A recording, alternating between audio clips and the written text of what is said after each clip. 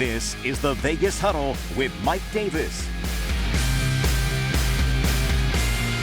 Welcome inside the Vegas Huddle here at the Den at FOX5 Studios. I'm your host, Mike Davis. Today, we have such a special guest on the show. This guy is a Pro Football Hall of Famer. Amazing person in the community. One of the best wide receivers of all time. This guy was so good that when you're the best wide receiver in college football and you get the award at the end of the year, it's called the Biletnikoff Award because of this man right here, the great Fred Biletnikoff, a four-time Pro Bowler, a Super Bowl MVP, a Super Bowl champion, and, of course, a Hall of Famer. Fred, it's been a long time coming. I'm so happy you're here in the studio I am with too, us. Mike. You know, we seen you the other day, and to be able to be in here and do this with you today, it's a lot of fun. It's definitely going to be a lot of fun getting to know you. We're going to be talking a lot about the community stuff you do, but we got to start with the football, okay? All right. Let's start with this. First of all, okay, Natalie and Ephraim Biletnikoff. Ephraim, yep. Ephraim. Yep. Those were your parents. Yep. You're growing up in Erie, Pennsylvania, and the amount of athleticism in one human being, it's hard to imagine. You played football, basketball, baseball, track. You were a champion high jumper, all city honors in basketball and baseball. We're not even talking football yet. How athletic were you? I don't think it was hard for you to get a date in high school, it sounds like. Oh, yeah, it was. It wasn't easy, believe me. You didn't have any time. You're playing a sport every second. What was it? Are you just a naturally gifted athletic guy? Tell me about being a youngster and being that gifted in so many different sports disciplines. Well, my mother was pretty athletic. You know, she played some softball, basketball. She did all that. My dad was a fighter, a boxer. You know, was an outstanding handball player. Wow. And he won a lot of championships in the northern part of the United States, through Canada, all of that, you know. So he had that talent. And my brother Kenny was an excellent golfer. My brother Bobby was a very, very good baseball player. And so I guess it trickled down to the middle kid. I was in between everybody. But probably, in the neighborhood where I grew up in Erie, you know, you didn't have the opportunity to play with everybody your same age. You know, so there's such a mixture of ages with the guys. So if you wanted to play, like in the yard, wherever we played, football, baseball, whatever it was, you were always playing against guys older than you, bigger than you, taller than you. So you had to be, your talent had to come out. Right, because you're playing against all different ages. You're playing up. Yeah, if you wanted to compete, you had to compete, but it was always competing up. Right. You're never going down. So if you wanted to be picked for the baseball team by the older guys, you had to be a pretty damn good baseball player and so on. So you learn how to compete. And growing up in here, I'm just as another, a person with Russian heritage like yourself. We have that in common, the athletic ability. That's where Fred Biletnikoff and Mike Davis split. And stubborn. And stubborn, I share that with you. But, four grandparents, immigrants, tell us, growing up in that household with your parents, how were you raised? How was childhood like for you growing up? Well, in that period of time, Erie at that time was a shipping port, with coal, lumber, grain, everything. And that's basically where everybody in the community worked, down on the docks. My father was a welder, basically all his life. And so it was a period of time where they were all immigrants, and they're children of immigrants. Like in a household, like my grandparents, my aunts, my uncles, my mom, everybody spoke Russian. Right. And that's how you kind of grew up. The church was like half a block away. So that was your first language, Russian? Yeah, but did I stay with it? No. It's not a pretty language. No. Well, it's a tough language, number one, but that's how I grew up, and everybody worked. And the entertainment, you were on your own most of the time. It's not now where parents are taking them to this game, to that game, practice, like that. You were on your own. Right. Because your father worked, your mother worked, everybody was working.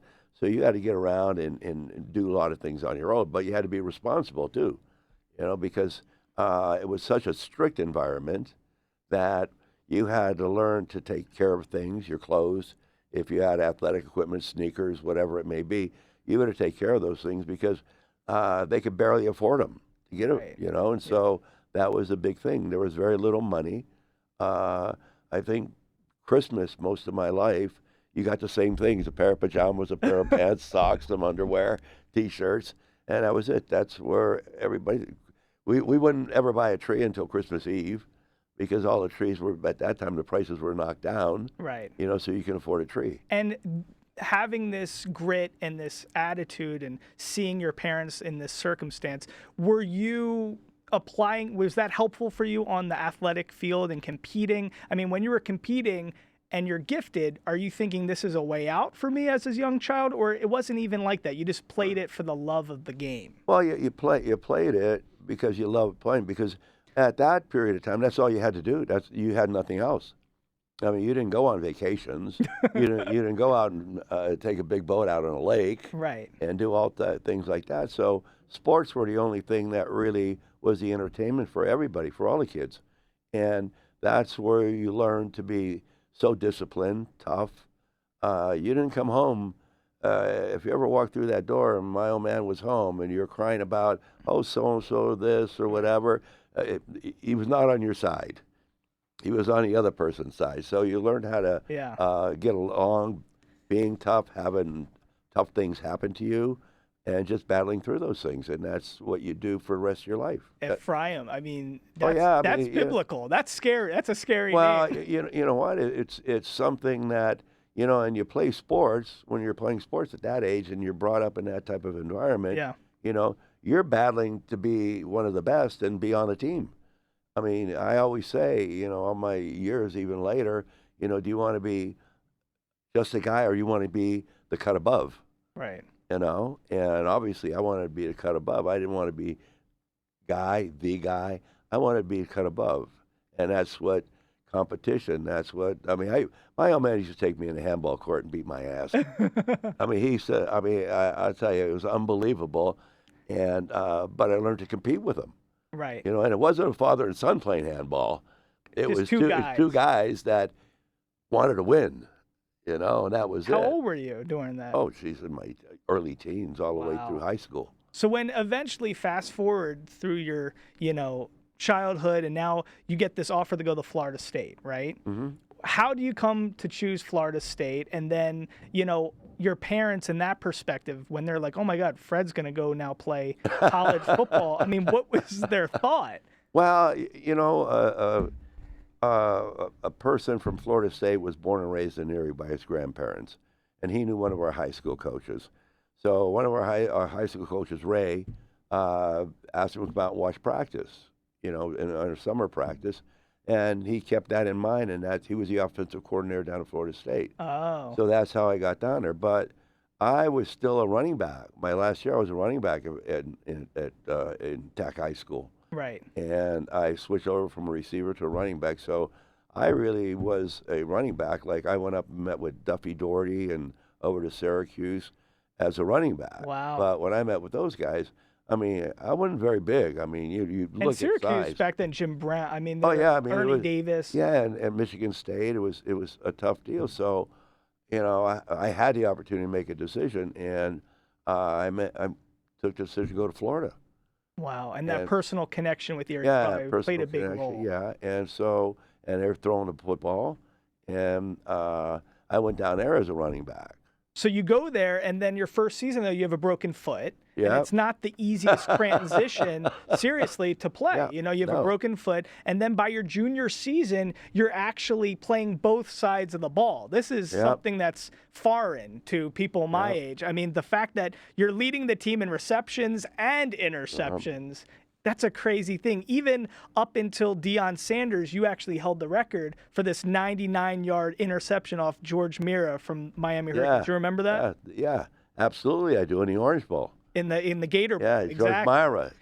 George Myra. Yeah, the Matador. And Deion Sanders broke that by 1 yard. But so you're there and you're playing both sides of the ball, and very quickly you develop into this amazing player. As a senior, you're leading the nation in yards, TDs with 15, and I mean all-time school records: 100 receptions for your Seminoles career, 16,000 yards, 20 TDs. I mean, you have this historic career there. I mean, it seems like the transition, even with a broken foot, from high school to Florida State, it didn't seem like it was that tough for you. Well, how did you get so good so quickly, even with that difficulty off the jump? Well, you know, with Bobby Bowden and the coaching staff that we had a lot of great teachers. And I can't remember a guy's name. He played with the Chicago Bears and up in Canada. Well, he was down there doing some graduate work. And so they brought him in to work to help Bobby with the receivers. So I stayed with him, and he taught me all the fundamentals. You know, he really worked with me. So really a wide receivers coach taking time with you. Yeah, and so he taught me all the fundamentals, and that's all I worked on the whole time he was there when I was a sophomore, and he continued that all the way through my senior year. So that's how I built a good base for the fundamentals. But along with it, when you have a great footwork, which I did, at the whatever, but I did have you were great known for footwork. your footwork and your precise route running. And that goes all back to really you put things together, like being in a handball court. You got to have great footwork and quickness and all that. I would never think handball doesn't seem like such a sport to me. Oh, it's tough. It sounds like I mean, you got to move. Really? And you got to anticipate. Lateral mobility. Yeah, and you're moving laterally, backwards, forwards, and everything's quick. Everything's quick. You got to have quick hands, quick feet, good eye, hand and eye coordination. If you don't have that in handball, you have to if you're right-handed, you have to know how to use your left hand. So handball really, you think, played a huge role in you being an incredible Hall of Fame wide receiver? Oh, I loved it. And then along with it, since my dad was a fighter, I learned to hit the speed bag when I was a young kid, and I continued that. I still do it when I have a chance. Wow. Yeah. Oh, see, this is terrific. crazy. So you're getting taught at Florida State, you're developing these school records, and what's so amazing is, this is such a different part of time, but you end up getting drafted by two leagues, the AFL and the NFL. So let's just break this down for everybody. So that year, you're drafted 11th overall in the AFL draft by the Raiders. Yeah. The first pick that year was Joe Namath, actually. Yeah, right. Same draft. Yep. And you got to realize it wasn't like there were zillions of players. 11th overall was pretty big. Gale Sayers was also in that draft. Absolutely. Dick Butkus was in that draft. And then you're also drafted in the third round by the Lions. But you end up going to play with the Raiders. And that choice, how do you make that choice, I guess, at that point? Did you have to actively choose the Raiders over the Lions? How did that work? Well, yeah, I had to, but you figure out the weather. California's a lot better than Detroit. You know what? When I went from, it's you're like Erie. I'm never going back to that. But just take a step back. I remember when my parents drove me down to Tallahassee. Yeah. All right, and our old hunkies, right? You know that. Yeah. Okay. And so they're down there for about a week in August, which is like unbelievably hot, humid, and all that stuff. And so when they're leaving, and you'll laugh at this, and you talk about your father, old time stuff, all that stuff. So I'm going out to say goodbye to him, give my mother a hug and kiss, go around the car to say goodbye to my father. He goes like this, "Good luck," and he drove away. That was it. That was it. Okay, no big words. Later. I love it. But no, it was, at the time, Detroit had Terry Barr, Gail Cogdill, Warren Wells was a rookie there at the time. And, I made up my mind because, I took the chance and it worked out when I went from Erie to Tallahassee, Florida. All right? Total different environment, totally away from how you were brought up, back east, and you're down south now. So you had a whole different lifestyle. And that was another great thing that I went through. I just see another big part of the country that was totally different from what you ever saw in your whole life. Was it a hard transition for you? You still had the integration. There's still the blacks and whites were separate, and that's how it was. I mean, there wasn't a black guy on our team the whole 4 years I played at Florida State. Yeah, much less at the school. Wow. Because the school was a girls' school in the very beginning. Wow. Then it transitioned. It was still segregated like that. Oh, yeah. Oh, yeah. Oh, my God. Yeah. And so being from Erie, Pennsylvania, I mean, you never had to be around that. Right. You know? So the South, it was a wake-up call. So I learned a lot. And then now getting back to Detroit and Oakland, I figured, well, I took a shot coming down here, down to Tallahassee. I'm going to take the shot and go out to Oakland, and get out in California. I took the chance. I made a decision. Not that it was a great decision as far as my parents were concerned, because they wanted me to sign with Detroit. Because it was close, just yeah, proximity? because it was closer. We had relatives in Detroit, and with that. But hell, when we were playing in the Gator Bowl at that time, hell, I signed a contract as soon as the game was over on the sideline with Al. So the Gator Bowl's going on. You're drafted around. It's all the timelines are different than they are now. Oh, definitely. So you're literally coming off the field and you have to sign a I signed a contract with Al right as soon as I walked off the sideline. No lawyer, nothing. No, we had a lawyer. Oh, okay. We had a lawyer. Yeah, a guy from Babe Starry from Tallahassee. Wow. And he was an old-time lawyer, a very good guy. And by the time I got to the locker room, my parents didn't even know. And then, but they were able to come. They came to watch games and stuff. Oh yeah. But at that time, when I came off, and I looked at my dad, and he said some words to me, and I just I made a decision to go out, to go with Al, and go out to Oakland, and that. And was that a hard thing to defy? The same guy that was challenging you on the handball court to go against your parents' wishes to not do Detroit and do the Raiders? Well, was it hard that's for why you? you get to be so great out on the field, ducking things, because he was about to smack you and you ducked. I gotcha. That's it, okay. See, that's so funny. So then, and thank God you made this decision. 14 years you played with the Raiders. And yes, you were known for maybe not the breakaway speed, but the precise route running, that, footwork, your hands, those types of things. And, quickly you become, a favorite wideout. And, but to me, it's the beginning of your career that I think can help inform people across all industries, because it's your perseverance and your attitude was so remarkable. You started off as a guy playing mainly special teams, right? Yeah. As a rookie, nowadays, how many youngsters think everything should be given to them day one? You're drafted, and immediately you're the number one guy. And sometimes it happens. We see that with Jamar Chase and certain players, but, Justin Jefferson. But a lot of times it takes time to develop. So when you get there and you have that attitude, although you had this historic career in college, although you're killing it in the Gator Bowl, although you're the 11th pick of the draft, you got to go all the way to the bottom of the totem pole and become a special teams player. What's going through your mind when you're dealing with all that adversity? It was the bottom, too. But, Al was the head coach. Yeah. We had just gotten back, three of us, me, Larry Todd, Harry Shue, Kent McLuhan, just got back from the College All-Star game in Chicago, which we already missed like 3 weeks of training camp. Okay. But training camp was like about 11 weeks anyway, okay? So Al was the head coach. Well, he was already irritated about that, all right? So our first practice, he stuck the three of us in. We got the playbook the night before.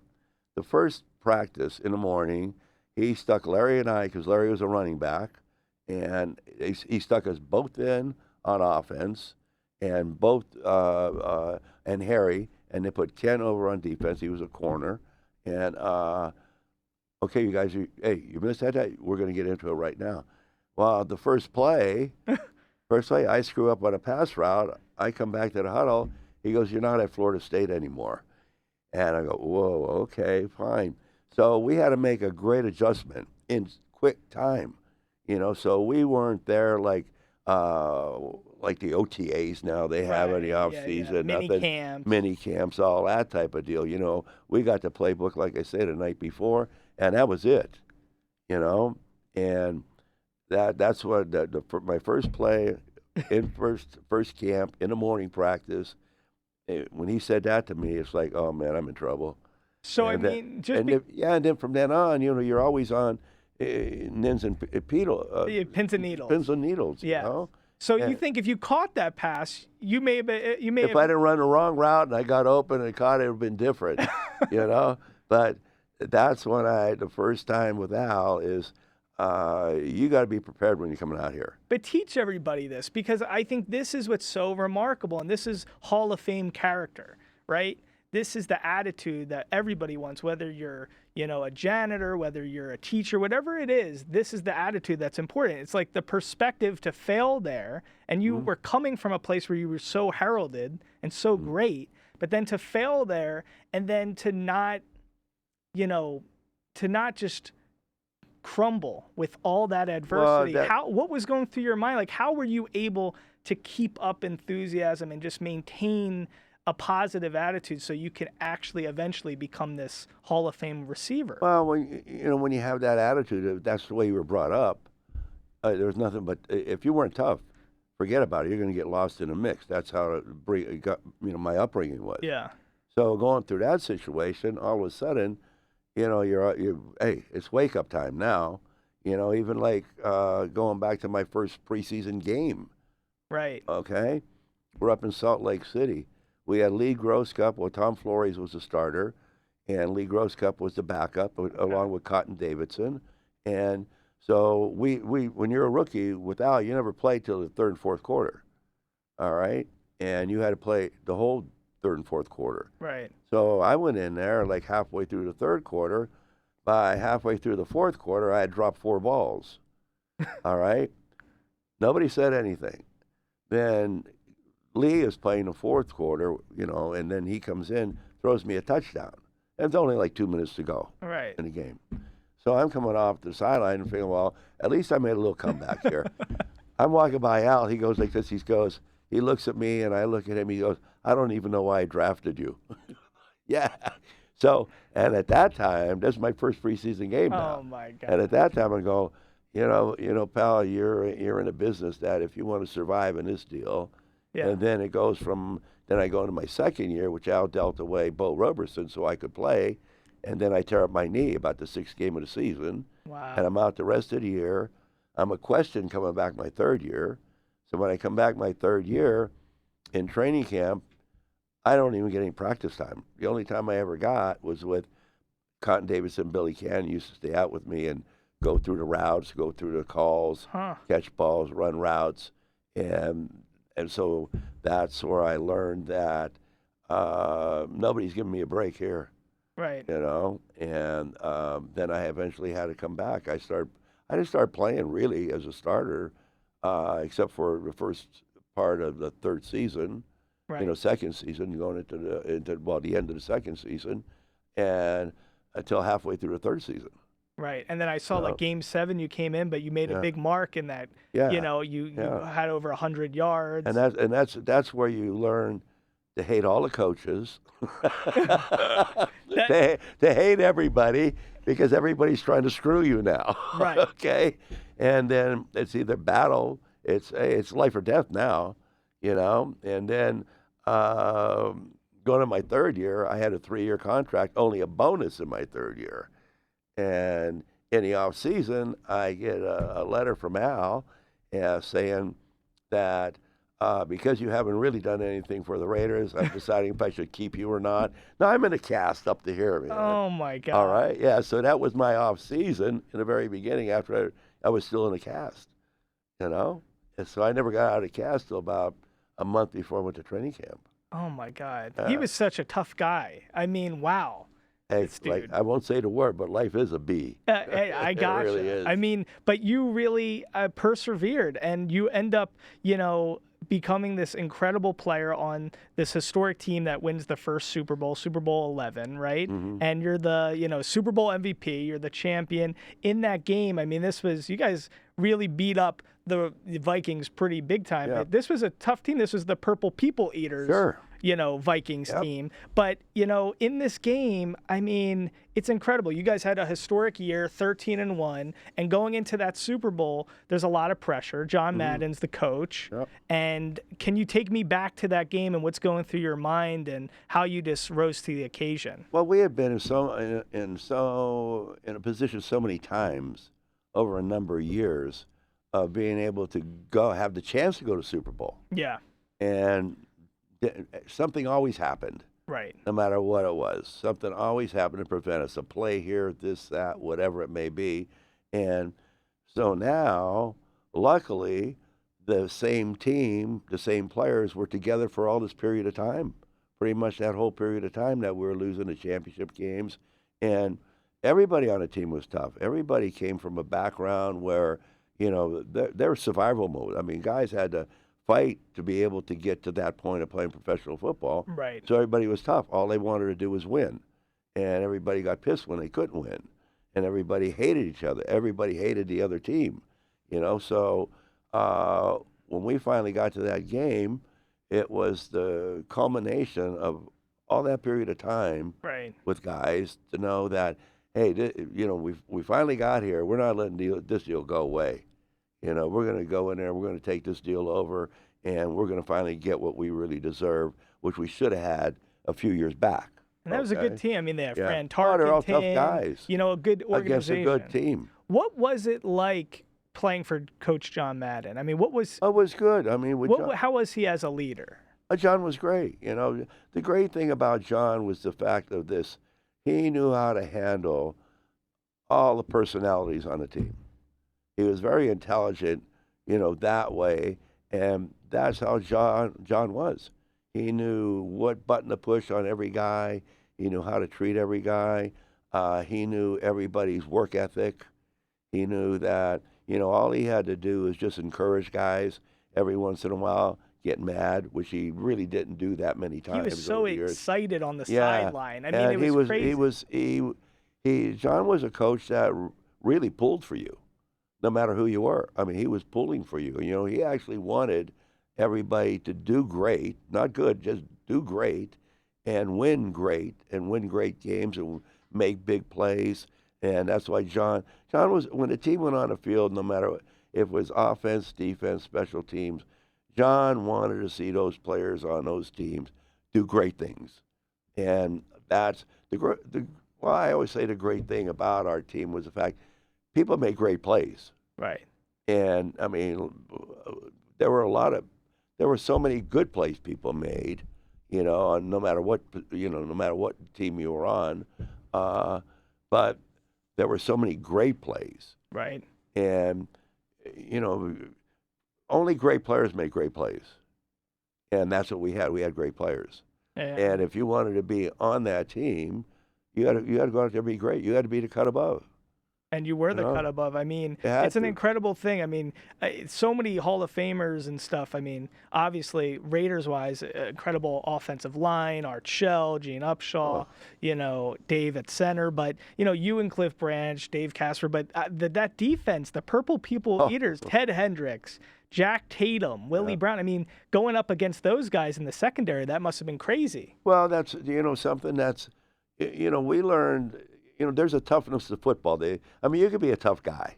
Yeah. And have that mentality and everything. But, there's a certain toughness you have to have on a football field. And we had things, Al used to make us do things in training camp where, like with the defensive backs, at that time, a lot of bump and run press coverage, basically no rules. So at the end of every afternoon practice, we went from the 10 to the 5-yard line, press coverage, boom, just beat the shit out of us. Yeah. And all you could do is run a slant and slant corner. Only 2 routes. Right. So you couldn't go over here, fool a guy, whatever. You learned how to run a slant, whatever way you can get to the corner, or the slant. So you had to learn to do those things. Tell me, in your estimation, what was it about you? Why were you such a great wide receiver? What was it, if you had to pinpoint it? And I'm curious from your perspective. Because I was tough and I hated the people I played against. They were trying to take something away from me, and I wasn't going to let them do that. and I was stubborn enough to know that I played against a lot of great corners. Yeah. And I knew that it was going to be tough. It might not happen right off the bat in the game or the first quarter, second, but if you hung in there long enough, Yeah. I learned that from my old man in a handball court. If you hung in there long enough, you're going to score some points. If you hang in there long enough and you can actually be the dominant one, you could actually get them to play your game. Yeah. And it always happened. Guys get up there. They could cut you at the line of scrimmage. No matter what, they could sit 10 yards downfield, and you'd be running down there. A guy pull up and whack you, and there's no rules. Right. It's different. So you had to be a smart guy. You had to be a tough guy. You had to learn to take a beating. Yeah. But you had to be smart enough not to lose your composure, and still have that hatred in the back over here. You knew that if I stick with this sucker, I'll get to him. And you could feel it happen. It's cool like thing. let them take their shot, do it. But hey, it's a long game. It's such a fascinating thing. And explain this to me, because I as a 31-year-old, I guess I don't get it. So on the sideline, you would just be smoking cigarettes? Not quite that bad. How did this work? Coming out of the tunnel. Coming out of the tunnel before a game and after, halftime. Yeah, people would be surprised on how many guys smoked on all the teams. It was just a thing. It was just something. It was like drinking Gatorade. Yeah, really. Yeah, Gatorade and cigarettes. In a locker room before the game, there's a lot of guys smoked on our team. And did that? Was anybody at any point saying, like a team physician or anybody, like this might not help?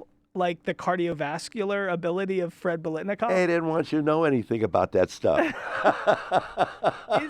I guess, I don't know. It's so puzzling to me when I think of, it's the highest level athletes and then that's going on, but it was just the culture. It was just the culture, just the way it was. It was the way you brought up with everything, and you'd light up a cigarette when you got in there at halftime. You'd be coming down through the tunnel, take your last cigarette, take the last drag, throw it off to the side, run on the field. It wasn't that hard. It's so fascinating. And what about, before we get into some great stuff community-wise with you, the Stick'em. Explain that to me. Well, Speedy Duncan, who played with the Chargers years ago, was a defensive back and a returner. Yeah. Okay? And our equipment guy, Dick Romanski, when we were playing in San Diego, this is when I was a rookie, saw Speedy catching balls, but he saw he had something on his hands. So after the game, Dick went to their equipment guy and said, "What's that stuff he's wearing?" Yeah. And he says, "Oh, it's this, this company makes this jar of, call it Stick'em down here in San Diego." He said, "Can you send some up to us?" He goes, "Yeah, sure." That's how it started. Wow. Yeah, so that's exactly how it started. And did you like it? What? Well, yeah, something.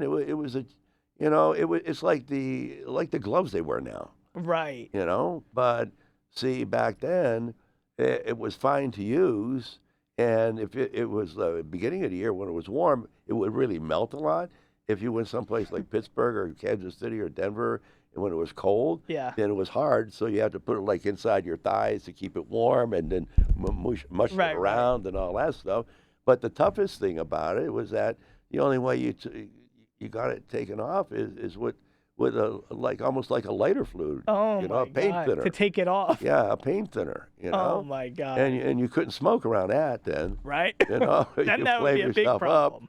But that's how we started getting it. That's what you had to do, taking it off.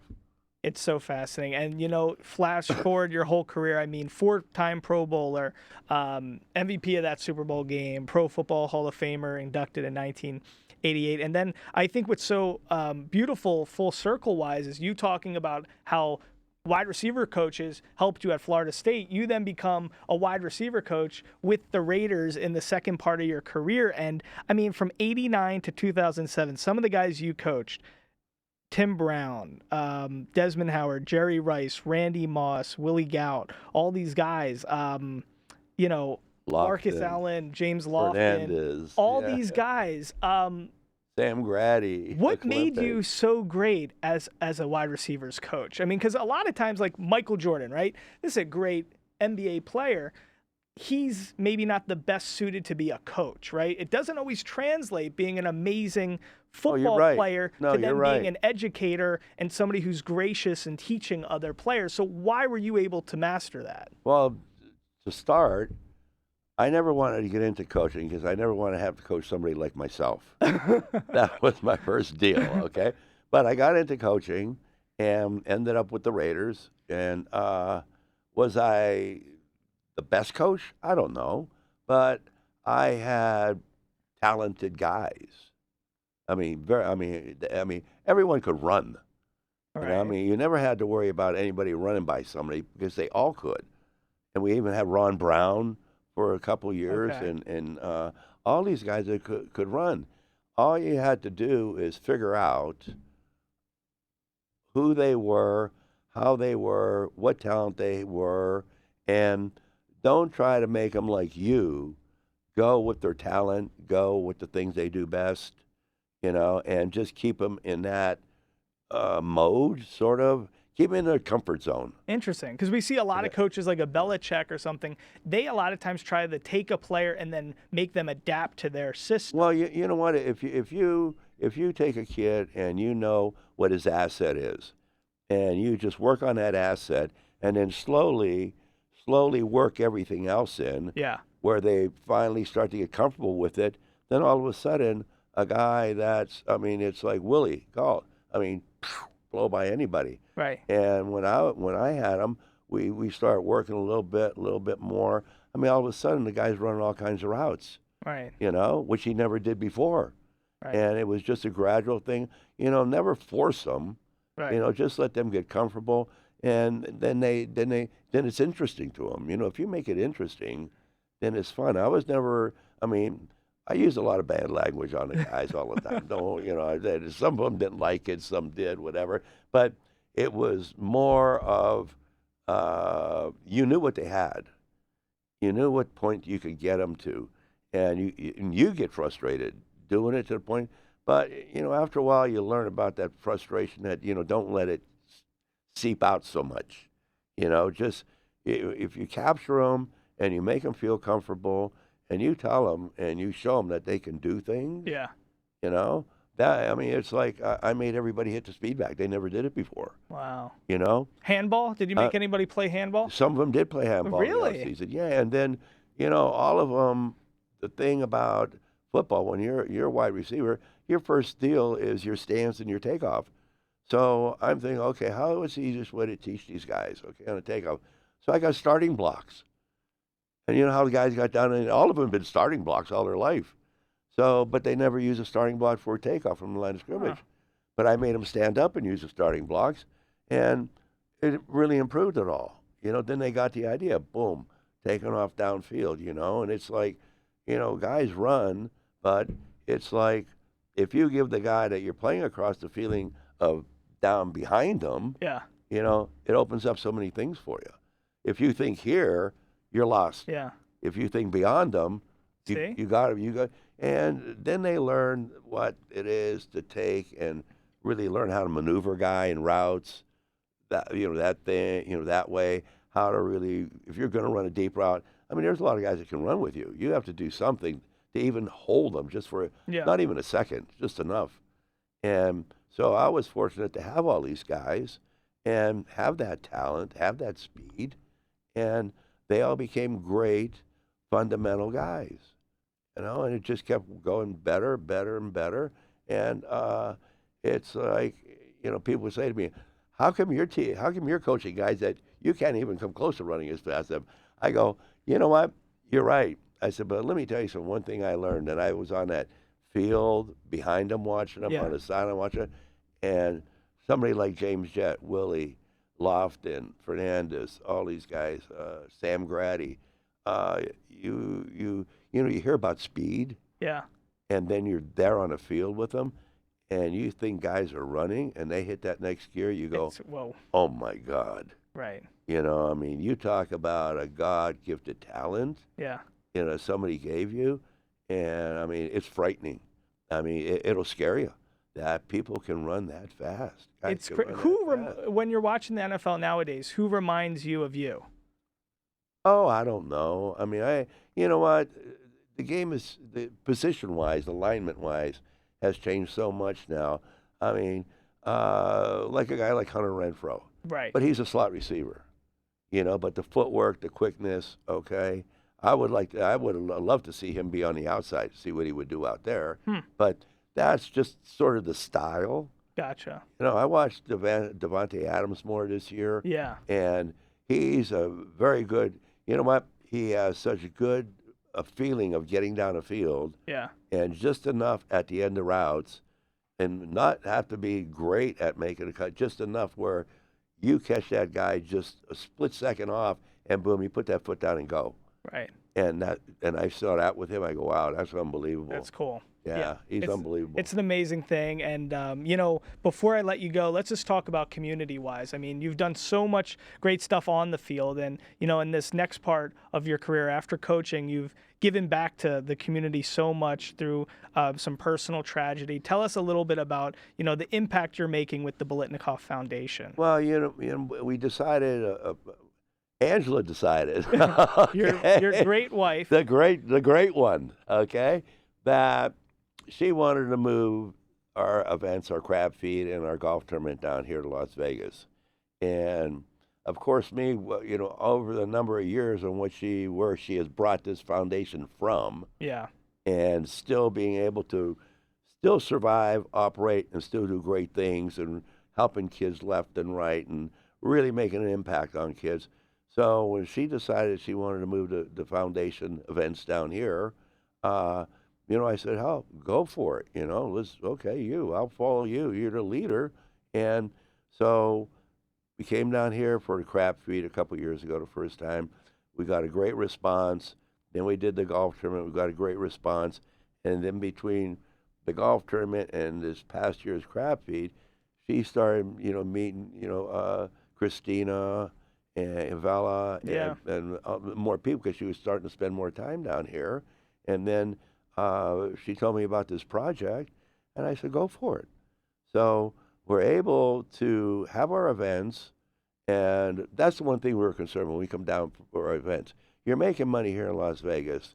You know, you got to make sure everybody knows that you are looking for something to do here in Las Vegas, not only to help the community, but help make our foundation known for what we're doing as far as helping these kids and getting their life better. Right. And so her with the, you know, with St. Jude's Ranch for Children, that just fit into what we were doing and what she wanted to do, and figure it all out. So, you know, that's our mission. That's what we want to do.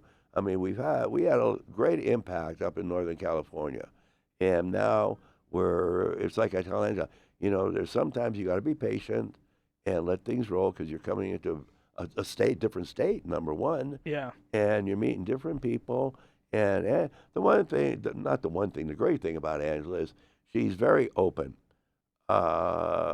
She is not afraid to go knock on a door, you know, grind it out, go over here, do this, really search for things.